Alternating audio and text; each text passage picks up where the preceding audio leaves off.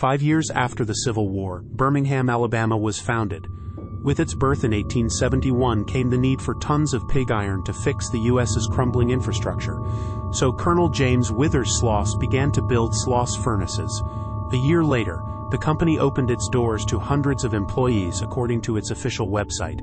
Jobs on blast furnaces were advanced but also dangerous, and many workers started falling to their deaths in the furnaces. By the early 1900s, conditions had worsened with a cruel foreman, James "Slag" Wormwood, who took dangerous risks to increase production, according to Reader's Digest. During his tenure at Sloss, nearly 50 employees died on site, and many others were involved in terrible accidents. Allegedly, his workers threw him into the furnace in retaliation in 1906. Today you can still walk the grounds of Sloss furnaces if you dare. You may even hear Slag's voice yelling, "Get back to work," and witness other paranormal experiences. Since its opening in 1884, the Dakota apartment building has been home to many rich and famous residents of New York City. Among them were John Lennon and Yoko Ono, who moved in 1973. John was also assassinated outside the building in 1980. Before that fateful day, on December 8th though, John said he saw a crying lady ghost walking the halls, and afterward Yoko, who still resides there, claimed she saw John's ghost sitting at his piano and that he said to her, "Don't be afraid, I am still with you." If you're a scary movie lover, you might actually know about the Bell Witch. The films An American Haunting and The Blair Witch Project are both based on the story. Way back in the early 1800s, a man named John Bell moved his family to an area in Tennessee called Red River, which is now known as Adams, Tennessee. After they had settled in the new home, some peculiar things started happening. The Bell family began hearing some bizarre noises, including dogs barking, chains rattling, rats chewing, and a woman whispering. Soon, that woman became known as the Bell Witch, and many people believe she's the ghost of a former neighbor of the Bells, Kate Batts. Batts and the Bells had a dispute over land, and she had sworn vengeance on the Bell family before she died. Later on, Bell died from poisoning, and it's rumored to be the work of the Bell Witch. Spend the night in the haunted Crescent Hotel in Eureka Springs, Arkansas, which opened in 1886. During construction, a worker named Michael was killed, and his ghost reportedly still haunts room 218. The hotel came under the ownership of known medical fraud Norman Baker in 1937, who fancied himself a doctor. He turned the hotel into the Baker Cancer Hospital, claiming to have the cure for the disease. He did not, obviously. Patients who died under his care were buried right in the hotel's basement, which served as a makeshift morgue. He was arrested in 1940, but his patients' spirits are said to still remain. Because the hotel is still open, guests often say they see apparitions and hear noises during their stays. Sci-Fi's Ghost Hunters even has footage of something moving in the basement. It's best to stay home when the sun sets in Abbeville, Alabama, if you want to avoid Hug and Molly's chilly embrace. As the legend goes, beginning in the early 1900s, an oversized figure clad in all black began roaming the streets at night looking for unsuspecting victims.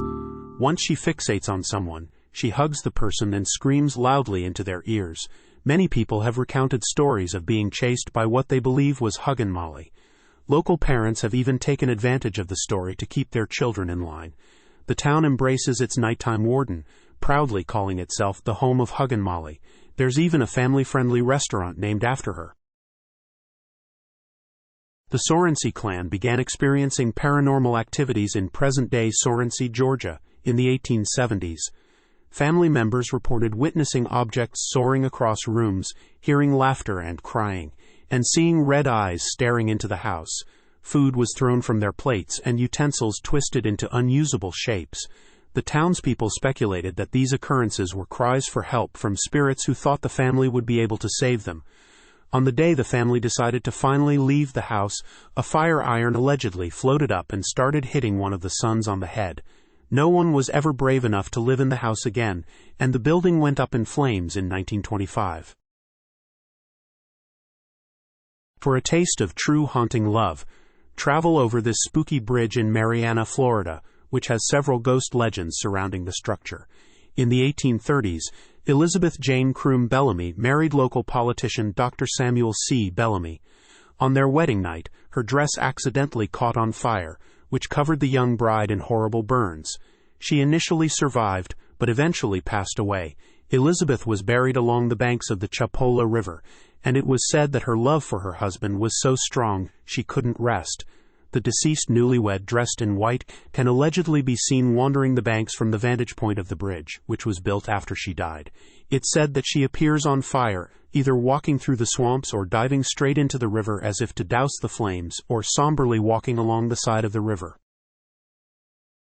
Back on May 20, 1922, Anthony Ragusan, aka Mr. Tony, relayed this tale in a column in the Sun Herald.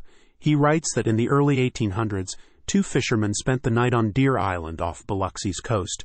They heard noises that they ignored until it became impossible to do so. When they went to see what was causing the ruckus, they claimed they found a headless skeleton that ran after the pair. They immediately made a beeline for their boat and got off the island immediately. It's said that the bony frame belongs to a pirate who had his head chopped off by his captain, and his body was left behind as a ghastly guard to watch over buried treasure. Outside of St. Louis lies Zombie Road, a hotbed of ghostly activities. There are many scary stories stemming from Lawler Ford Road, its actual name, from sightings of indigenous spirits wandering the stretch to victims of train accidents. There used to be active tracks there, like Della Hamilton McCullough, who was struck by a passing train. In the 1950s, it became a popular late-night teen hangout spot, with various murders happening in the area too.